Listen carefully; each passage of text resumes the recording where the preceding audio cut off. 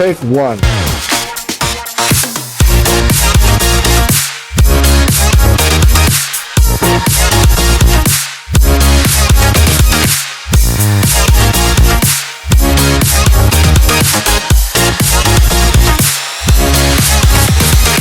Le salon BIF, c'est les biennales internationales du flipper. L'idée, c'était de réunir l'ensemble de la filière flipper, en commençant par le fabricant, les distributeurs, les loueurs, l'ensemble des professionnels qui travaillent autour de ces objets magnifiques qui existent depuis une quarantaine d'années. Et l'idée, c'était de valoriser un petit peu tout ça, démontrer aux gens dans un écrin comme la Carrière, qui est une salle superbe avec un accueil fantastique. À la salle de la Carrière, on a l'habitude d'accueillir des événements, mais on organise peu au final. Et là, c'était l'occasion de passer la vitesse supérieure et donc coproduire aux côtés de professionnels ce salon. J'étais débutant amateur, bien entendu. Dès qu'on voit un flipper, on est tout de suite subjugué par les lumières, la musique. Il sert en fait à montrer aux gens que le flipper, ça s'est jamais arrêté, que ça s'est adapté aux technologies, mais ça reste du flipper. C'est-à-dire on a toujours cette sensation de billes sur le plateau, de gameplay, de vouloir claquer sa partie, etc. Même si aujourd'hui, c'est plus deux cibles qui tombent et un spinner sur le côté, mais c'est des rampes, des étages, des multibilles à 6 billes, des écrans LCD, etc. Depuis que les flippers ont quitté les salles de jeu, les bars, qu'il n'y a plus d'exploitation, les gens ne savaient pas que les flippers continuaient de se fabriquer et suivaient cette technologie. Les gens sont très contents, c'est fluide.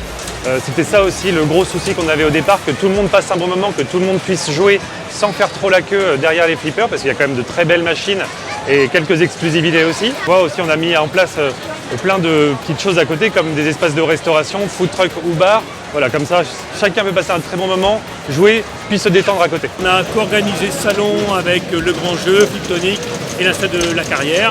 C'est un vrai plaisir d'être là et on présente tout notre savoir-faire. Donc moi c'est Mathieu Pemendé et je suis co-organisateur, donc voilà, gérant de la société Fliptonic à Saint-Philbert de Brenne. On va pas dire que c'est le meilleur, on va rester modeste, mais non, c'est un très beau salon, on a de la chance parce qu'on a vraiment une super salle à disposition. Ah non, venez jouer au flip et voilà, no tilt, just cool, quoi, tu vois. On reste cool avec les machines et vous allez passer un bon moment, quoi. Vous n'avez pas autant d'animation pour 12 € pour une journée complète, ça n'existe pas ailleurs. Alors, ça ressemble à un flipper, ça a le poids d'un flipper.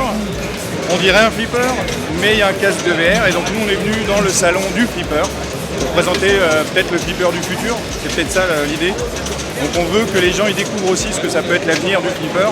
On est tous collectionneurs et puis à un moment on a tous des machines chez nous, mais bon, entre nous faire joujou c'est bien, mais il faut que ça ait un sens quelque part et il faut pouvoir rendre inclusif le flipper. C'est vraiment notre credo.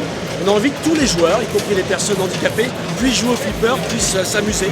Pas de perçage, pas d'outils, rien du tout. En 5 minutes, on a un flipper qui est adapté à tout type de handicap, moteur, avec des contrôles déportés qu'on positionne où on souhaite, voire une manette, comme une personne derrière est en train de jouer avec une manette. Je vais être super sympa, mais c'est la vérité, on a été vraiment très très bien accueillis. C'est la première fois qu'on est... Tous les salons auxquels on a participé sont géniaux, je vais pas faire... voilà. Mais c'est vrai que là, l'organisation est vraiment très quali. Très quali et bravo à vous. On est plus lié à l'arcade. C'est les parents qui emmènent leurs enfants, qui aiment bien remonter en fait, leur moment de nostalgique, en fait, leur enfance. C'est le salon le mieux organisé qu'on ait fait jusqu'à présent, honnêtement ils sont au top, il y a plein de petites attentions, ils ont pensé à tout mais c'est normal, c'est des professionnels, ils en ont fait plein et ils ont vu quelles étaient les choses bien à reproduire, quels étaient les petits manques qu'il peut y avoir parfois, donc du coup là on est au top. Moi le flip, ce qu'il y a c'est qu'on est en famille, entre potes, on tape une bille, on passe un bon moment, c'est convivial, c'est intemporel, qu'on ait 20 ans, 60 ans, on est dedans et on y va à fond. Moi c'est Sam, je suis en particulier. Et on est là ici, on présente un flipper homemade et voilà, on est joueur, collectionneur, bricoleur et puis maintenant un bout de concepteur de flipper. C'est extra, super, on est super bien accueillis, l'ambiance est belle, la déco est sympa, tout le monde est décontracté et ouais franchement c'est génial. Alors, on est venu représenter donc la société, faire plaisir aussi à des passionnés de flipper sur un super salon. Roger Sharpe, c'est l'icône ultime du flipper. Qu'on soit passionné ou non, Roger Sharpe, c'est l'homme qui a sauvé le flipper. Il y a un film, un biopic qui est sorti qui s'appelle The Man Who Saved the Game, l'homme qui a sauvé le jeu. Il débloque la prohibition et c'est l'âge d'or du flipper. So Pinball for me started when I was in college, led me to be a designer, to testify in New York City, to overturn a law that had been on the books for 35 years. I still play, I still enjoy the games, and I think that everyone should have the opportunity to experience the wonders and beauty of pinball machines, both the modern and new, as well as the older and classics. My way of playing is a couple of ways. One is to think of the energy that the game gives to me.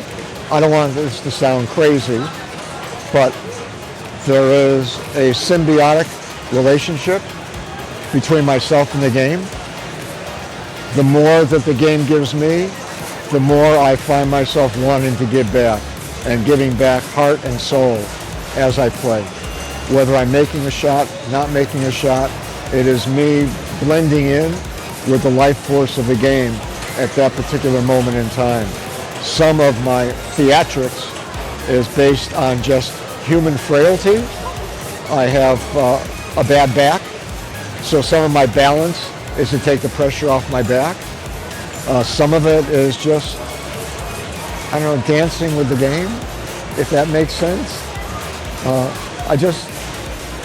I love the experience. And each and every time it is special and it is unique and it is memorable. And if I make a shot that I've never made before, if I get a score that I've never gotten before, so much the better. But I think for me, it is just the personal satisfaction of still being able to play at this stage of my life and still enjoy it with abandon.